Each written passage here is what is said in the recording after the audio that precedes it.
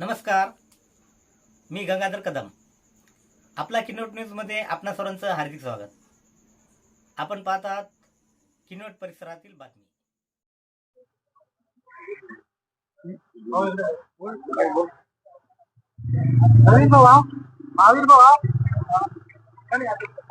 Photo लाने बात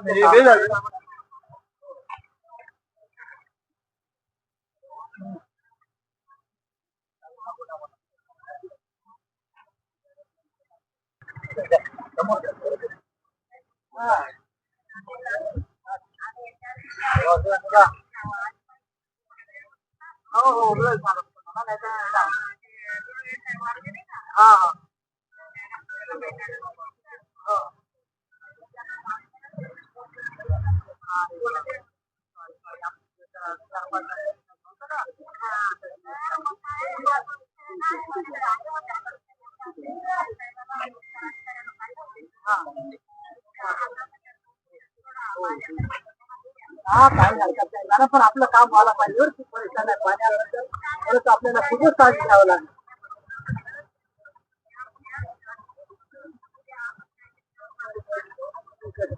खूप मोठं प्रश्न आहे मॅडम पाण्याचं.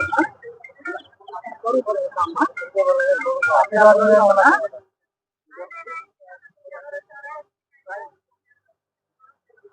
ठीक आहे. तुमच्या बोलण्यावर मी थोडं काम तर तुम्ही करणार ना. हाँ और लाग रहा है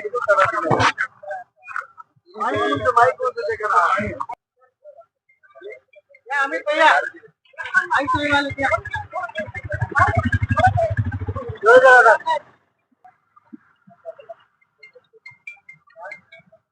ताई सोबत माझं बोलणं झालं आहे आणि हे लेखी पत्र देणार आहे. ते विश्वासात घेऊन मला बोलले आहे की तुम्ही त्यांच्या उपोषण सोडून टाका, आम्ही याचं काम करू असं म्हणून सांगितलं आहे.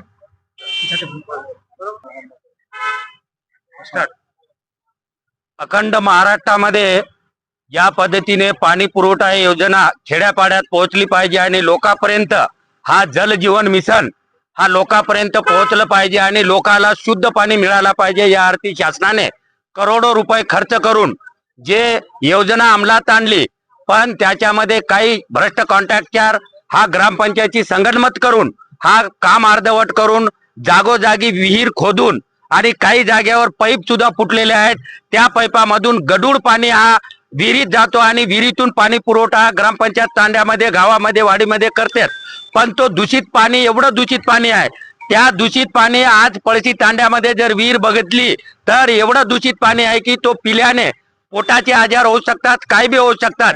त्याच्याने लोक बिमार पडू शकतात. त्यासाठी आज उपोषणाला हा पळशी तांड्याचे ग्रामस्थानी बसलेले आहेत आणि या संदर्भात आम्ही व्हिडिओ मॅडमला संपर्क साधला आणि संपर्क साधला असता त्यांना असं विनंती केली आहे की हा जो उपोषण बसवलेले आहेत त्यांना ताबडतोब सोडवण्यात येईल. त्यांना लेखी पत्र द्या आणि रीतशीर त्यांच्यावर योग्य स्फोटावर जाऊन चौकशी करून, म्हणजे आम्ही म्हणत नाही की काम झालं तुम्ही त्यांच्यावर कारवाई करा, पण प्रत्यक्षात जर त्यांनी खरोखर जर हा काम भ्रष्ट केला असेल आणि लोकांना जर वेठी धरून हा धंदे करत असेल तर त्यांच्यावर निश्चितपणे कारवाई करण्यात यावी.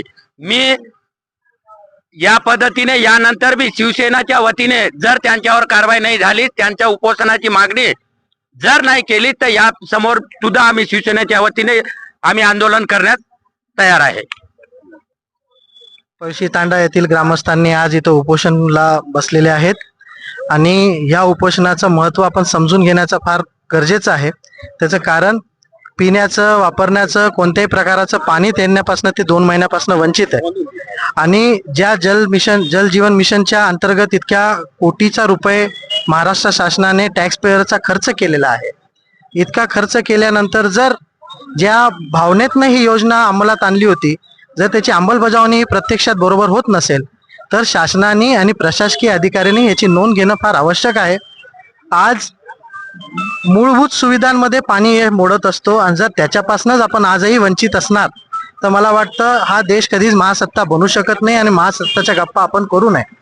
माझी अशी विनंती आहे प्रशासकीय अधिकाऱ्यांना, आज ते जरी BDO मॅडम बाहेर नांदेडला गेले असतील तर विस्तार अधिकाऱ्यांनी त्यांनी इथं येऊन यांना लेखी पत्र देऊन यांच्या समस्या ऐकून यांचं काय ते समस्येचं निवारण करून येत्या गावात जाऊन पंचनामे करून स्थळ पाहणी करून आहे त्या गोष्टींचा उचित अहवाल देत कारवाई करण्यात यावी.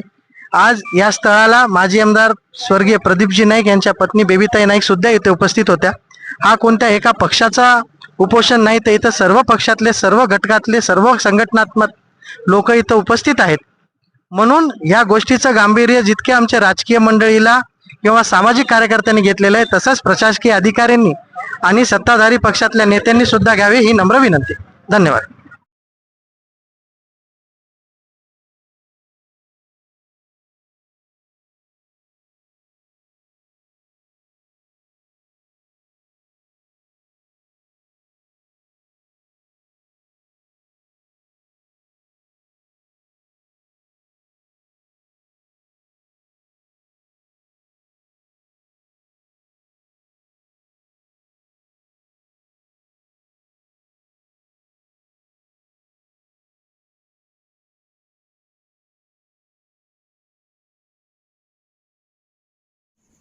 परिसरातील बातम्या पाहण्यासाठी पाहत राहा आपला किनवट न्यूज.